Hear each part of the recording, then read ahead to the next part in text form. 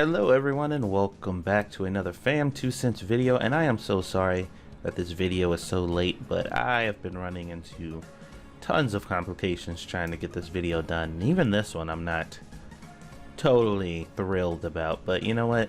It's about time I get this video out. Today we are doing an experiment. I've been testing for about a week and a half now on how to make homemade potato chips because I've seen the Useless Cook do that and a couple other people, and I was very curious as to how I could do this maybe my way to make it work. So I've been experimenting with a whole bunch of different things, trying to do this in the air fryer, and it is tough. It is it's kind of tough. So obviously you start off pretty simple. You have to slice your potatoes.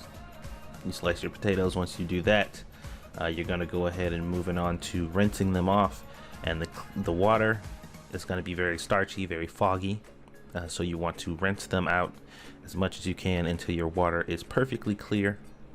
And once you do that, you're pretty much ready to boil at that point. So you want to get your water boiling, and you want to put your potato slices in there one at a time. You don't want them sticking together or anything like that. Also, you want to give the temperature a chance to be able to come back up to temp and not cool down too much. So you place them in there one at a time, and then once you get them all in there, you go ahead and add about a teaspoon of baking soda into the water. And now what this is going to do is, not only is it going to give you the crispier texture that you're looking for while they're air frying, but it's going to actually accelerate the cooking. So you need to get them out of there very quickly, because usually when you're doing like potato chunks or something like that to make the crispy potatoes, if you haven't seen that video, the little link's going to be up in the little doobly-doo in the corner if you want to see the extra crispy potato video. But what happens is the baking soda causes a chemical reaction on the outside of the potato, and it makes it break up very easily. And what happens is you shake that up in the bowl after you season it and add some oil or whatever, and that gives you that extra crispy texture. These are very thin sliced potatoes, so that's going to happen really fast. So you need to get those out of there soon.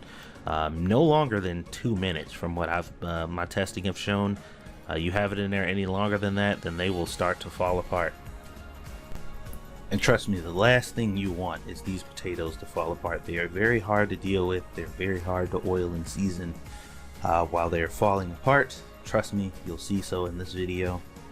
Because this video wasn't a total success, but they did come out the way I wanted them to. But I definitely cooked them a bit too long, and they did indeed start to fall apart, which made them a little difficult to work with. But this was all experimental. I've been playing around and messing around with this for a while because for some reason potatoes have been extremely cheap. I got like a 5-pound bag for less than $2 the other day, so you know, lots of potatoes to go around. But yeah, just doing this test was a very interesting learning experience for me. So yeah, after you finish boiling them, you want to take them out and you want to place them on a paper towel if you can. Lay some paper towels out and place them on there one at a time. They're going to be really hot, so please be careful, or just wait until they cool down. If you're impatient like me, you're going to not wait until they cool down and burn yourself because you're an idiot. And it's okay. It's okay to be an idiot sometimes. My fingers, I'm sure they'll forgive me. So once you pat them down and you dry them really good, you want to go ahead and oil them up, put them in a bowl, oil them and give them a little shaking, spin them around. That's the easiest way to kind of get the oil to distribute without messing them up if you overcook them like I did. And then hit them with maybe just a little salt and pepper, or just salt if you want. My shaker has both salt and pepper in it. Makes things a little more convenient, so I use that. And then you want to go ahead and kind of place them into the air fryer and separate them as much as you can. Now I've thought about several solutions that you could probably do to stop them from touching each other, like maybe get some toothpicks or something, or stop them from moving, because what happens is the air fryer circulates air around the machine and it pushes them all over the place and they pile on top of each other and things get a little messy. So I was thinking like maybe a toothpick, like several toothpicks, you just put them in there and right before, while they're still firm enough to hold together, and allow them to cook that way. So that way, once they're pretty much done, you can take them out, and they would have cooked pretty uniformly at that point. Outside of that, I can't really think of any other way to hold them in place, honestly. I really can't think of any other way. So you let me know if you come up with a creative way to do so, but so far I got nothing. So as I said before, once they're dried, oiled, and seasoned, you want to get them into the air fryer. You want to cook them and watch them. Keep a pretty good eye on them. I had it on the maximum heat. It was like 400 degrees or whatever, and I wish I could give you like a very specific time that'll definitively tell you that they're done. There isn't one, honestly, at least not right now, until I figure out how to hold them in place.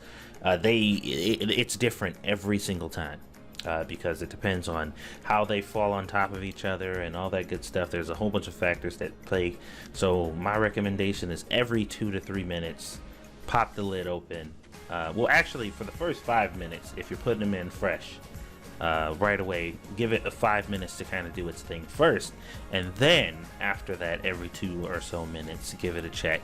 And if you see ones in there that are particularly more cooked than the others or done, then you can take those out as they finish, and they'll all finish like one by one. It's kind of weird how that happens, but that's how it happens.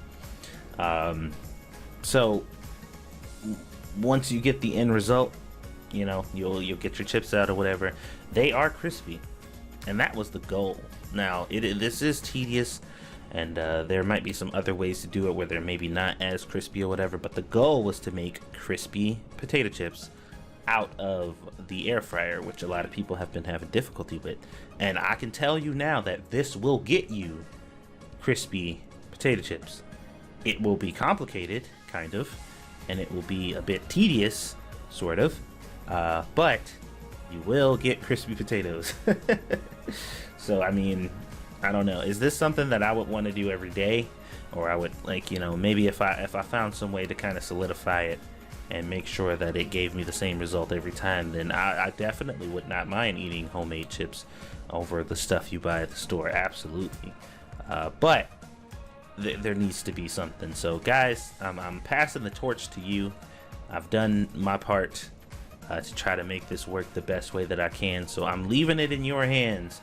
Let me know what you guys come up with. Show me your methods. I'd like to see them. Share them so I can enhance my method, and if somebody comes up with a really good one, I will make a video in your honor replicating exactly what you did and trying to, you know, make this a finalized thing. So I hope you guys enjoyed it. They were really delicious as a added you know, just kind of treat towards the end. I bought some Hidden Valley Ranch packets from the store, and the chips that I had left over, I poured some of that in there, shook the bag up real good, and that turned out really good, which kind of made me think about, you know, other stuff that you could use to flavor your chips and stuff. Stuff to think about for the future.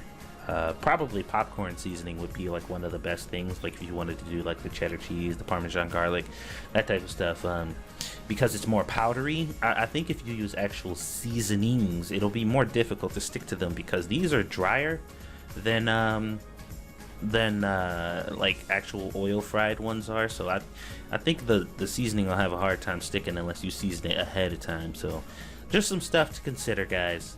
This was a fun experiment, and I want it to be fun for you guys too. I don't want it to be stressful or anything, so just have fun with it. I gave you kind of a base guideline to follow.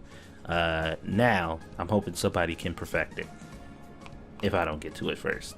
So hopefully you guys enjoyed it. Don't forget to hit that like button and subscribe if you haven't already, and I will see you guys on the next one.